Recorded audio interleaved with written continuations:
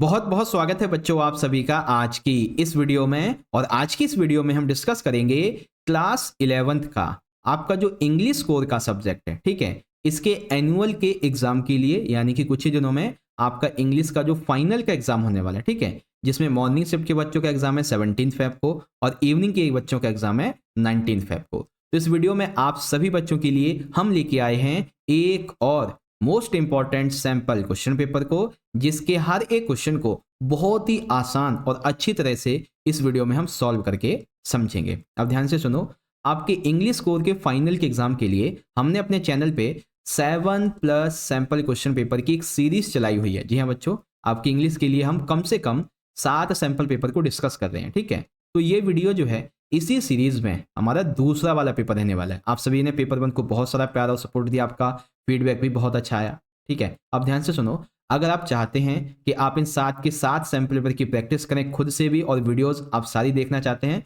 तो वो जो प्लेलिस्ट है जिसमें आपको सारी वीडियोस मिल जाएंगी, उसका लिंक आपको मैं आई बटन में भी दे दूंगा, ठीक है, और वीडियो के डिस्क्रिप्शन बॉक्स में भी। आप जरूर से जाके देखना और अपनी तैयारी को और अच्छा बनाना। ओके बच्चों, चलो अब यहाँ पे पहले पेपर के पैटर्न की बात करते हैं, क्योंकि कुछ बच्चे हो सकता है कि नए ऐड हुए हों इस वीडियो के माध्यम से।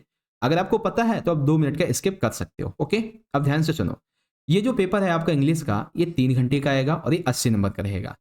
पेपर के अंदर टोटल आपके 3 सेक्शन होंगे। ओके, सबसे पहला सेक्शन ए रहेगा, फिर आपका सेक्शन बी होगा और सेक्शन नंबर सी होगा। अब ध्यान से सुनो, आपकी जो पेपर नंबर 2 है इसकी हम 3 वीडियोस बनाएंगे। 3 वीडियोस में कैसे सर जी? जो पहली वाली वीडियो होगी यानी कि हमारी जो आज वाली वीडियो है, इसमें हम सेक्शन ए समझेंगे रीडिंग स्किल्स का, ठीक है। और आज ही आपको दोपहर में ही आपकी दूसरी वीडियो भी देखने को मिल जाएगी, जिसमें हम सेक्शन बी को समझेंगे, जो कि आपके ग्रामेटिकल और क्रिएटिव राइटिंग स्किल्स का होता है। यानी कि ग्रामेटिकल हो गया, रीअरेंजेस हो गए, ठीक है, सेंटेंस फॉर्मेशन हो गया, पोस्टर, एडवर्टीजमेंट, स्पीच डिबेट, ये होता है इसमें, ठीक है। तीसरी वाली जो वीडियो रहेगी ये भी आज ही अपलोड कर दूंगा, इसमें हम सेक्शन सी यानी कि लिटरेचर इसको समझेंगे। और ये वीडियो बहुत इंपॉर्टेंट है क्योंकि ये केवल सेक्शन अकेला ये 40 मार्क्स का आएगा आपका। ओके, तो आइए शुरुआत करते हैं। आप सभी बच्चों के लिए ये जो आपके सेक्शन बी की वीडियो है और सी की वीडियो, इसका भी लिंक आपको मैं डिस्क्रिप्शन में दे दूंगा, आप जाके जरूर से चेकआउट कर लेना। मेक श्योर बच्चों, आप जो भी आंसर लिखें वो अपने क्वेश्चन के वर्ड लिमिट के अनुसार ही लिखिएगा, और कोशिश करना कि आप जो भी आंसर लिखो वो सीरियल नंबर के हिसाब से लेना, सीक्वेंस वाइज से। तो इससे क्या होगा, जो चेकर होगा ना आपका, उसको आसानी से मार्क्स देने में आपको कोई दिक्कत नहीं होगी। ओके, तो आ जाइए शुरुआत करते हैं। ओके, तो आपके इंग्लिश के फाइनल के एग्जाम के लिए हमने 10 से भी ज़्यादा most important sample question paper को विद सॉल्यूशन बहुत अच्छे से रेडी कर लिया बच्चों। और यदि आप इन्हें करते हो तो आपकी तैयारी और भी बहुत ज़्यादा अच्छी हो जाएगी, ठीक है। अब आपको बाय करने के लिए क्या करना है, स्क्रीन पे दिए हुए व्हाट्सअप नंबर पे कांटेक्ट कीजिए। वैसे तो प्राइस 199 है, लेकिन यदि आप हमारा कोड यूज़ करते हो GSK10 तो आपको ये 99 रुपीज़ में मिल जाएगा बच्चों, ठीक है। तो आ जाइए, अब हम इस वीडियो की शुरुआत करते हैं। ओके, तो क्या आप तैयार हैं बच्चों आज के इस इंपॉर्टेंट सैंपल क्वेश्चन पेपर की शुरुआत करने के लिए? तो आ जाइए बच्चों, शुरुआत करते हैं। तो यहाँ पे आप देख सकते हैं बच्चों, आज के इस सैंपल पेपर नंबर 2 के जिस सेक्शन को हमें डिस्कस करना है वो हमारे यहाँ से शुरुआत हो जाता है, section number A, reading skills. Okay, अब ध्यान से सुनो, सेक्शन ए में आपका जो सबसे पहला वाला क्वेश्चन है, ये आपका एक अनसीन पैसेज होता है जिससे संबंधित 10 मार्क्स के आपसे क्वेश्चन पूछे जाते हैं, ठीक है, जिसमें आपके एमसीक्यूज और 1 सेंटेंसेस के क्वेश्चंस होते हैं। आपका सेक्शन ए में ही अगला वाला जो क्वेश्चन है, क्वेश्चन नंबर 2, ये भी आपका 8 नंबर का एक अनसीन पैसेज होता है, बट ये होता है एक केस बेस्ड, यानी कि आपको कोई भी केस स्टडी दे दी जाएगी, उससे संबंधित क्वेश्चन पूछे जाते हैं, ठीक है, कुछ एमसीक्यूज और कुछ आपके 1 सेंटेंसेस। उसके बाद में आपका जो क्वेश्चन नंबर 3 है, ये भी बहुत ज्यादा इंपॉर्टेंट है, क्योंकि ये आपका 8 नंबर का जो क्वेश्चन है ना, ये है आपकी एक नोट मेकिंग। क्या है ये आपकी है नोट मेकिंग। तो इस वीडियो में मैं आपको ये भी समझाऊंगा बच्चों कि आप नोट मेकिंग कितनी अच्छी तरीके से कर सकते हैं, उसके कुछ टिप्स एंड ट्रिक्स भी बताऊंगा आपको, कैसे नोट्स बताने हैं, कैसे आपको उसके पॉइंट बताने हैं, कैसे आपको एब्रिविएशन छाटनी है, कैसे आपको 50 वर्ड के अंदर आपको समरी बनानी है, सारी चीजें बहुत अच्छे से समझाऊंगा। ओके बच्चों, तो आ जाइए शुरुआत करते हैं।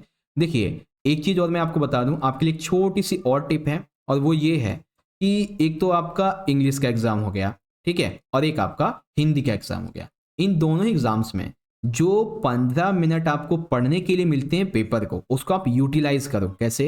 हिंदी के लिए कैसे यूटिलाइज कर सकते हो? इन 15 मिनट के अंदर आपका जो पहला और दूसरा क्वेश्चन होता है गद्यांश और काव्यांश का, इसे पढ़ो, जो चीज़ें इंपॉर्टेंट लगती हैं उसको अंडरलाइन करो, और आपके जो एमसीक्यू जो होते हैं उनका आंसर निकाल लो। इसी प्रकार से इंग्लिश में आपका जो पहला क्वेश्चन है और दूसरा क्वेश्चन है, इनको भी आप पढ़ो, कुछ इंपॉर्टेंट जो चीज़ें होती है उसे अंडरलाइन करो, और आपके एमसीक्यू वन सेंटेंस के क्वेश्चन होते हैं, आप उनके आंसर को निकाल लो। तो इससे ना आपका हिंदी और इंग्लिश दोनों का ही पेपर बहुत ही जल्दी और आसानी से हो जाएगा। ओके, तो आ जाइए शुरुआत करते हैं। देखिए, मैं पूरा का पूरा line to line word to word passage पढ़ूंगा और आपको समझाऊंगा भी, आप भी समझना। उसके बाद में इसके जो क्वेश्चंस होंगे फिर हम उसे डिस्कस करेंगे। ओके, चलिए देखिए, पहला क्वेश्चन 10 मार्क्स का है, ध्यान से पढ़िएगा। Climate change is one of the most pressing global challenges of our time, impacting ecosystem, economies and societies. यानी कि जलवायु परिवर्तन आज के समय का वैश्विक स्तर पे एक बहुत ही बड़ा चिंता का विषय है, जिसने हमारे पर्यावरण, हमारी अर्थव्यवस्था, हमारे समाज को प्रभावित किया है। The rise in average global temperatures attributed primarily to human activities such as burning fossil fuels and deforestation as far reaching consequences. यानी कि ये जो वैश्विक तापमान बढ़ रहा है, इसके सबसे बड़ा कारण यह है कि हम जीवाश्म ईंधन को जला रहे हैं, वनों को काट रहे हैं, कुछ मानवीय गतिविधियां भी इसके रीजन है। The increases in green house gases emissions, particularly carbon dioxide, contributes to the warming of the Earth's atmosphere, leading the phenomena such as more frequent and intensive heat waves, changes in precipitation patterns, and rising sea levels। यानी कि इन मानवीय गतिविधियों की वजह से जो green house gases हैं ये उत्सर्जित हो रही हैं, मेनली जो है वो कार्बन डाइऑक्साइड, और ये गैस हमारे जो क्या बोलते हैं वैश्विक तापमान है, ठीक है ना, पर्यावरण का तापमान, उसको बढ़ा रही है। जिससे कि क्या हो रहा है कि जो हीट वेव्स हैं वो निकलती हैं, और जिससे ग्लेशियर पिघल रहे हैं, वर्षा का जो पैटर्न है वो भी चेंज हो रहा है, और समुद्र का जो स्तर है वो भी बढ़ रहा है। Okay, the change pose significant threats to biodiversity, food security and the livelihoods of vulnerable communities. यानी कि ऐसी कम्युनिटीज जो कि जैसे आदिवासी समूह वगैरह हैं वो जंगलों में ही रहते हैं, ठीक है, या फिर ऐसी कम्युनिटी जो जंगलों पर ही निर्भर हैं, उनके लिए बायोडाइवर्सिटी, जैव विविधता के लिए और खाद्य सुरक्षा के लिए बहुत ही ज़्यादा हानिकारक है ये सब। Addressing climate change requires a multifaceted approach encompassing mitigation and adaptation strategies। यानी कि ये जो जलवायु परिवर्तन हो रहा है, इससे निपटने के लिए हमें एक बहुआयामी दृष्टिकोण की जरूरत है, ठीक है। मिटिगेशन इन्वॉल्व्स रिड्यूसिंग और preventing the emissions of green house gases, often through transition to renewable energy resources, enhancing energy efficiency and promoting sustainable practices in various sectors. यानी कि सिंपल सी बात है, हमें ऊर्जा के स्रोतों के रूप में जो नवीनीकरण ऊर्जा के स्रोत है उनको अपनाना चाहिए, ठीक है, हर एक सेक्टर में, और ऐसा विकास करना चाहिए जिससे कि पर्यावरण को नुकसान ना हो। अब इसके लिए गवर्नमेंट, इंडस्ट्री और स्वयं हमें ऐसे काम करने पड़ेंगे। ओके, उसके बाद में और भी कुछ यहाँ पे दिया हुआ है, आप चाहो इसे पढ़ लो, ठीक है। यहाँ पे एक चीज़ और ये है कि इंटरनेशनल कॉर्पोरेशन इज विचुअल and addressing the global nature of climate change. यानी कि इंटरनेशनल लेवल पे भी इस ग्लोबल नेचर को लेके, क्लाइमेट चेंज को लेके बातें होती रहती हैं। कुछ agreement like Paris agreement adopted in 2015 seek the unite countries in their communities to limiting global temperature increase. यानी कि 2015 में ये जो पेरिस एग्रीमेंट हुआ था, इसमें यह कहा गया था कि जो भी कंट्रीज इसमें शामिल हैं वो अपने हिसाब से वैश्विक तापमान को कम करेंगी, ठीक है। However achieving these targets collective efforts, financial support to developing nations, and technology transfer to ensure equitable participation। यानी कि सिंपल सा कॉन्सेप्ट ये है। इस लक्ष्य को प्राप्त करने के लिए कुछ हमने सामूहिक प्रयास किए, विकासशील देशों की सहायता से वित्तीय सहायता दी गई, ठीक है, और कुछ ने जो है अपनी प्रौद्योगिकी, टेक्नोलॉजी का हस्तांतरण किया, लेकिन ये पूरी तरीके से सही हो नहीं पाया, ठीक है। Despite these efforts challenges persist and urgency is paramount। यानी कि जो भी प्रयास हमने किए, इनके बावजूद भी चुनौतियां बनी हुई हैं, और ये अभी के टाइम पे बहुत ही ज़्यादा जरूरी हैं। The scientific community emphasizes the need for immediate and sustained action to limit the rise in global temperatures and avoid irreversible damage. यानी कि वैज्ञानिक जो लोग हैं इनका मानना यह है कि वैश्विक तापमान की जो वृद्धि है, अगर हमने उसे सीमित नहीं किया तो ये बहुत ज़्यादा खतरा बनेगा। Education, awareness, advocacy, and skilled components in mobilizing public supports and inspiring behavioral changes that contribute to a sustainable and resilient future. शिक्षा, जागरूकता, ठीक है, और कुछ लोगों की भाषण के द्वारा समर्थन जुटाना, इन सभी के माध्यम से जो लोग हैं उनके व्यवहार में परिवर्तन किया जा सकता है और जलवायु परिवर्तन, पर्यावरण को सुरक्षित रखने के लिए उन्हें जागरूक किया जा सकता है। तो ऑलमोस्ट ये एक वर्ल्ड टाइम पे और अभी के टाइम की एक बहुत ही बड़ी चिंता का विषय है। आइए अब क्वेश्चन देखिए। पहला क्वेश्चन क्या कहता है कि what is primary cause of the rise in average global temperature. तो सबसे बड़ा क्या है? क्या नेचुरल फिनोमिना से ऐसा होता है कि जो वैश्विक तापमान है वो बढ़ जाए? नहीं। सोलर रेडिएशन से ऐसा होता है? कभी भी नहीं। वोल्केनो इरप्शन से ऐसा होता है? नहीं। बल्कि जो ह्यूमन एक्टिविटीज होती हैं ये सबसे बड़ा रीजन है तापमान के बढ़ने का। Okay, second question, which green house gas is mentioned as a significant contribute to global warming. तो किसका उपयोग किया गया भाई उस गैस के लिए? वो गैस है कार्बन डाइऑक्साइड, जो कि वैश्विक तापमान को बढ़ाती है। ठीक है, अब आपने पैसेज पढ़ ही लिया है तो पैसेज की सारी नॉलेज हो गई आपको, आप सारे क्वेश्चन आसानी से बता दोगे आप, है ना। इसी प्रकार से थर्ड क्वेश्चन क्या है, what consequences are associated with the increase in green house gases emissions. यानी कि ये जो ग्रीन हाउस गैसेस होती हैं इनके संबंध में कौन सा इसका परिणाम है? तो कूलिंग ऑफ अर्थ एटमॉस्फेयर, यानी कि ये एटमॉस्फेयर के तापमान को ठंडा रखती है? नहीं रखती। Reduce perception patterns? नहीं। Decreasing sea levels? नहीं। बल्कि क्या करती है? ये करती है more frequent and intensive heat waves. Option B आपका यहाँ पे करेक्ट है। ओके, चलिए अगला है बच्चों यहाँ पे, what is the focus of mitigation strategies in addressing climate change. तो किस पे बात की गई थी? ये बात की गई थी रिड्यूसिंग और preventing green house gas emissions. ठीक है, यानी कि जो मिटिगेशन स्ट्रेटजीज थी इसमें क्या बताया गया था जलवायु परिवर्तन के लिए? ये बताया गया था कि जो ग्रीन हाउस गैसेस हैं या तो इनको कम करेंगे या तो जो इनका लेवल है उसे और कम करेंगे, इसका उपयोग हम बहुत कम करेंगे, उत्सर्जित होने ही नहीं देंगे।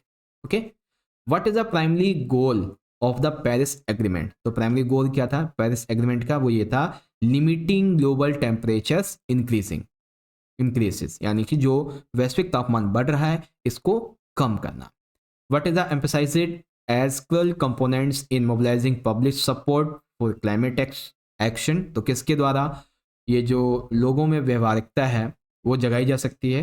तो एजुकेशन के माध्यम से, अवेयरनेस के माध्यम से एंड एडवोकेसी के माध्यम से, भाषण, शिक्षा और जागरूकता के माध्यम से। ओके, अब क्वेश्चन नंबर जो हमारे 7, 8, 9, 10 हैं, ये 4 क्वेश्चन आपके 1 सेंटेंस के क्वेश्चन है। पहला question, what is the primary focus of adaptation strategies in addressing climate change.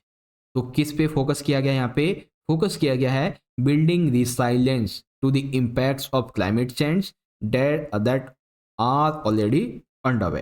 यानी कि सिंपल सा यहाँ पे आंसर क्या है? क्वेश्चन सबसे पहले क्वेश्चन समझो कि जलवायु परिवर्तन से निपटने के लिए किन रणनीतियों में इसमें सबसे पहले फोकस किया गया था। तो क्या किया गया था कि जो नीतियां हैं उसमें कुछ हमें सुधार करना होगा, ये कहा गया था। Name one example of mitigation strategy mention in the passage. तो कौन सी है? ट्रांसिशनिंग टू रिन्यूएबल एनर्जी सोर्सेज, यानी कि शमन रणनीति, जो जलवायु क्या बोलते हैं, जो ईंधन होता है ना, उसके लिए किसका एग्जाम्पल दिया गया है? तो नवीनीकरण जो ऊर्जा के स्रोत हैं इनको हमें अपनाना चाहिए, जलनशील जो जीवाश्म ईंधन है उसकी जगह। Okay, why is international corporation considered vital in addressing climate change. अर्थात जलवायु परिवर्तन से निपटने के लिए अंतर्राष्ट्रीय सहयोग को क्यों इंपॉर्टेंस दी गई है? वो इसलिए क्योंकि वर्ल्ड लेवल पे अगर कोई इसको क्लाइमेट को सही कर सकता है तो वो कोई एक नहीं बल्कि पूरी की पूरी वर्ल्ड कंट्रीज हैं, वही एक साथ मिलकर कर सकती हैं। Collective efforts necessary. Okay, what challenges resist despite international agreements like the Paris agreement. अर्थात पेरिस समझौते जैसे अंतर्राष्ट्रीय समझौते के बाद भी क्या चुनौतियां अभी भी बनी हुई हैं? तो challenges included the need of collective efforts, financial support to developing nations and technology transfer for equitable participation. यानी कि चुनौतियों की हमने ये जो वैश्विक प्रयास किया इसके बाद भी विकासशील देशों को अभी भी वित्तीय की सहायता है, उन्हें भी समान भागीदारी की और प्रौद्योगिकी की जरूरत है। ये बातें यहाँ पे कही गई हैं। ओके, तो पिछले 10 मिनट के अंदर एक सेक्शन का ये जो हमारा पहला क्वेश्चन था बहुत अच्छे से हमने समझ लिया। ओके ओके, तो अब हम बात करते हैं बच्चों अपने अगले क्वेश्चन की।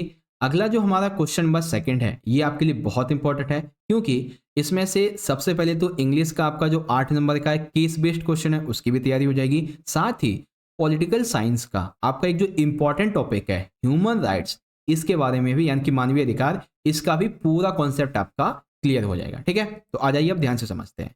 देखो, human rights are fundamental elements inherent to all individuals regardless of their nationality, ethnicity of other discussing factors। यानी कि मानवाधिकार जो है वो सभी व्यक्तियों के लिए निहित मौलिक अधिकार हैं, फिर चाहे उनकी राष्ट्रीयता अलग हो, जातीयता अलग हो, कोई भी विशिष्ट कारण हो, सभी के लिए मौलिक अधिकार उनके लिए हैं।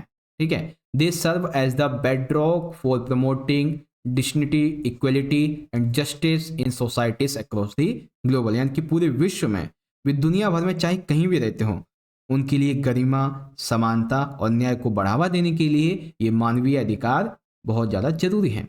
The universal declaration of human rights, आपसे एमसीक्यू में पॉलिटिकल में पूछा जा सकता है, यूडीएचआर की फुल फॉर्म बताइए। तो universal declaration of human rights जो कि कब अडॉप्ट की गई थी यूनाइटेड नेशन के द्वारा, 1948 में। ठीक है ना, अब इसकी हिंदी में फुल फॉर्म क्या है, तो संयुक्त राष्ट्र मानवाधिकार है, ठीक है, इसके द्वारा। तो outlines comprehensive framework for safeguarding human rights. The declaration emphasizing civil, political, economic, socially, and cultural rights addressing a wide spectrum of human experience। यानी कि जब 1948 में संयुक्त राष्ट्र संघ के द्वारा एक ये सार्वभौमिक घोषणा की गई थी मानवाधिकारों की, ठीक है ना, तो इस घोषणा पत्र में जो मानवीय अनुभव है इनके व्यापक स्पेक्ट्रम को संबोधित करते हुए नागरिकों को राजनीतिक तौर पे, आर्थिक तौर पे, सामाजिक तौर पे, सांस्कृतिक तौर पे कुछ अधिकार दिए गए थे। ठीक है, उसके बाद the right to life, liberty and security of person articulated in article 3 of UDHR underscores the paramount importance of protecting individuals from arbitrary deprivation and ensuring their fundamental freedoms. यानी कि यूएचआरडी के जो अनुच्छेद 3 है इसमें कहा गया है कि व्यक्ति के जीवन, उसकी स्वतंत्रता, उसकी सुरक्षा का जो अधिकार है, साथ ही व्यक्तियों को अपने हिसाब से अपनी स्वतंत्रता चुनने का, ठीक है, वो इसमें बात कही गई थी, जिसमें कोई भी व्यक्ति अन्य जो है उसकी स्वतंत्रता पे प्रतिबंध वगैरह नहीं लगाएगा। Similarly article 19 upholds freedom of expression, recognizing the right to voice opinions and seek information without fear of dispersion. यानी कि इसी प्रकार से जो हमारा भारतीय अनुच्छेद 19 है, स्वतंत्रता के अधिकार का अनुच्छेद 19, इसमें भी अव्यक्ति की स्वतंत्रता को दिया गया है जैसे इसने यूडीएचआर ने दिया हुआ था। Okay, human rights also extend the economic and social domains, advocating for the right to work, education and adequate standard for living. It is in mentioned Article 25 of the UDHR, especially address the right to health and well-being, emphasizing the need for accessible medical care and social security। यानी कि जो मानवाधिकार ये अधिकार हैं, ठीक है, इन्होंने आर्थिक तौर पे और सामाजिक तौर पे जो भी काम किया है वो बहुत अच्छा किया है। ठीक है, जो लोग पिछड़े हुए हैं उनके लिए काम के लिए, शिक्षा के लिए जो अधिकार हैं ये उनकी बात करते हैं। यूडीएचआर का अनुच्छेद 25 जो है वो विशेष रूप से इन नागरिकों के लिए स्वास्थ्य, कल्याण इसको दर्शाता है, उनके लिए चिकित्सा देखभाल, सामाजिक सुरक्षा, इन चीज़ों को दर्शाता है। ठीक है, while the UDHR seats are foundations principles, various international threads and convention further elaborate on specific rights and responsibilities। यानी कि ये जो प्रयास किए हैं यूडीएचआर ने, इसके बावजूद भी इसके जो कुछ मूल सिद्धांत हैं उसको लेकर इन्होंने बहुत सारी संधियां की हैं, बहुत सारे सम्मेलन किए हैं।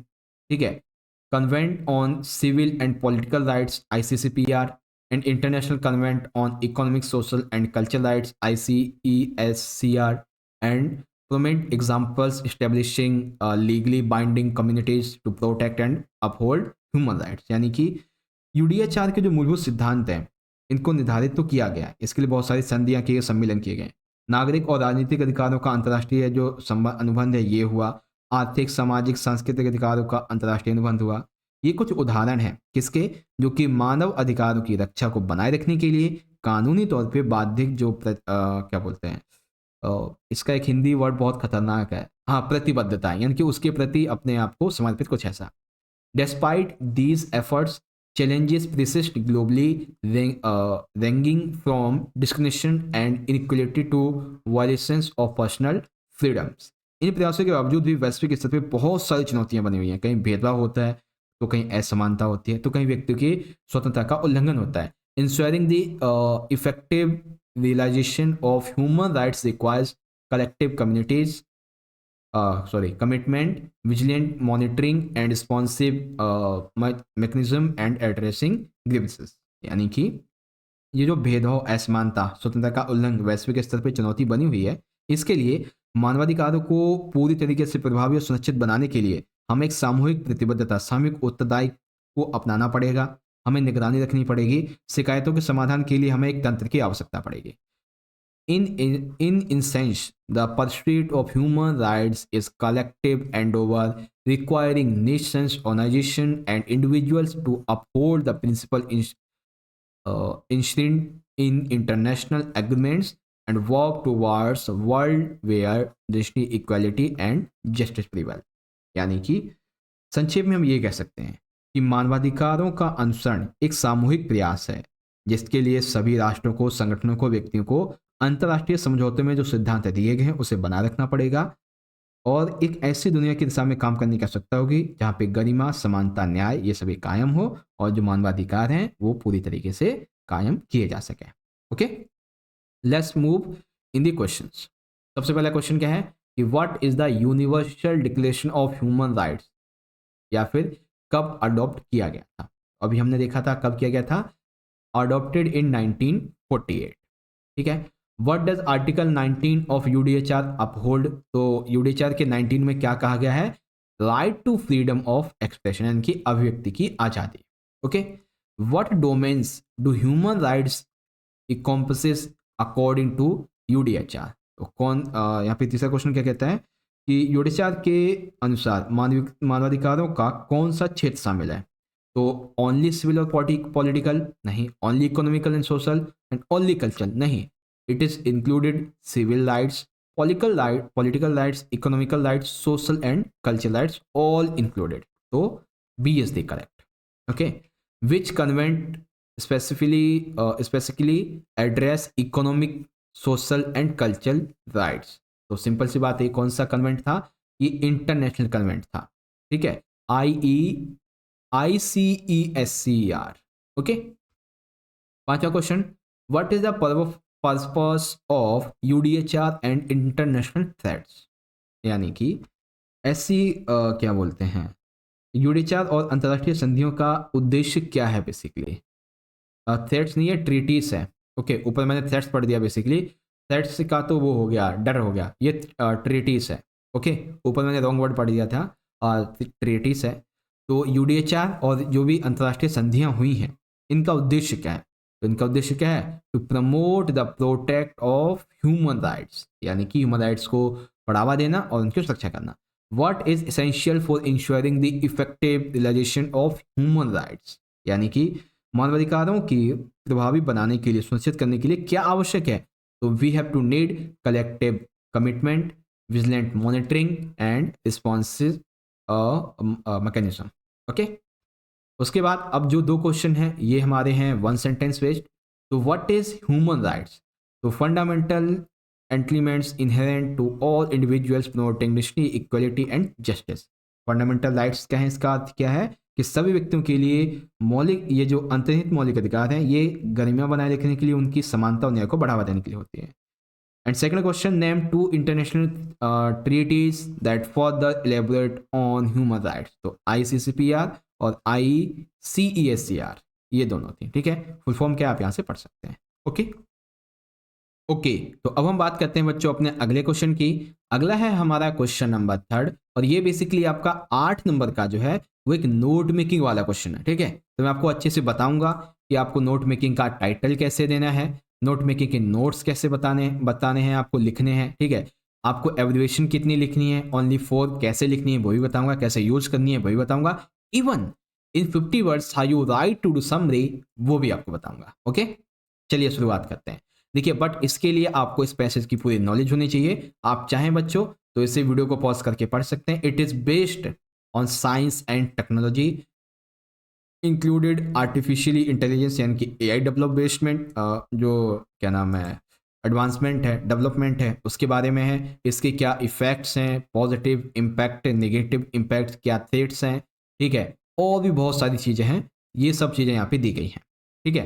क्वेश्चन आपसे कैसे बनेंगे, क्वेश्चन आपसे पूछे जाएंगे on the basis of your reading of the above passage make notes on the using recognisable abbreviations wherever necessary supply a title। तो ध्यान से देखो, सुनो, नोट्स आपके हैं 4 नंबर के, टाइटल है आपका आधे नंबर का, और आधे नंबर की आपकी 4 एब्रिविएशंस है। ओके, उसके बाद 5 नंबर हो गए आपके टोटल, फिर 3 नंबर की है आपकी समरी। अब कैसे कैसे क्या क्या करना है तो ध्यान से देखो। सबसे पहले हम देंगे टाइटल। तो टाइटल हमने दिया है इसका साइंस एंड टेक्नोलॉजी एडवांसमेंट्स। अब नोट्स आपको कैसे बनाने हैं, तो नोट्स आपको हर एक पैसेज से निकाल के बनाने हैं, ठीक है। जैसे कि मान लेते हैं सबसे पहला हम ये वाला पैसेज लेते हैं। तो इस पैसेज में बताया गया है कि आर्टिफिशियल इंटेलिजेंस जो है इसकी क्या क्या अचीवमेंट्स हैं, ठीक है।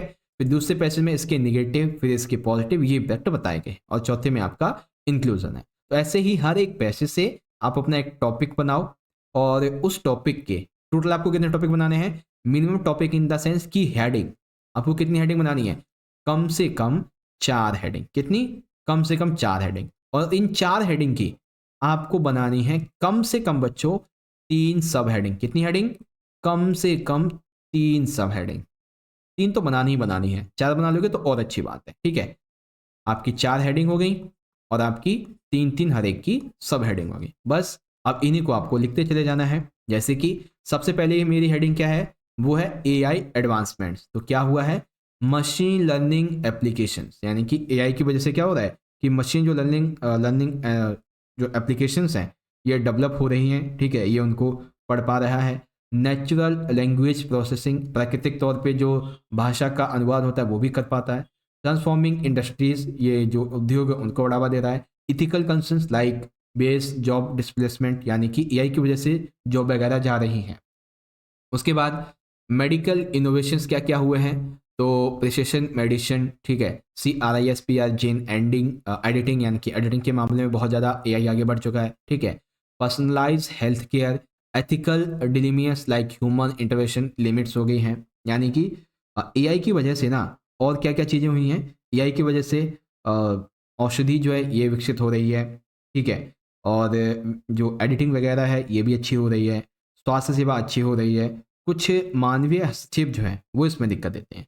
फिर आईओटी, इसका इम्पैक्ट क्या है, तो इसका इम्पैक्ट होता है interconnected devices, data exchange, smart homes, cities. Concern क्या है, डेटा सिक्योरिटी एंड प्राइवेसी है। यानी कि हर एक का मैंने क्या बताया आपको, हर एक के इम्पैक्ट बता दिए आपको, ठीक है। इम्पैक्ट के बाद में इसका कंसर्न क्या है, तो डेटा सिक्योरिटी एंड प्राइवेसी इसका कंसर्न बन जाता है।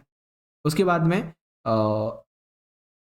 इंटरडिसिप्लिनरी कोलैबोरेशन, ये क्या दर्शाता है, ये यानी कि क्या बोलते हैं, सहयोग के बारे में।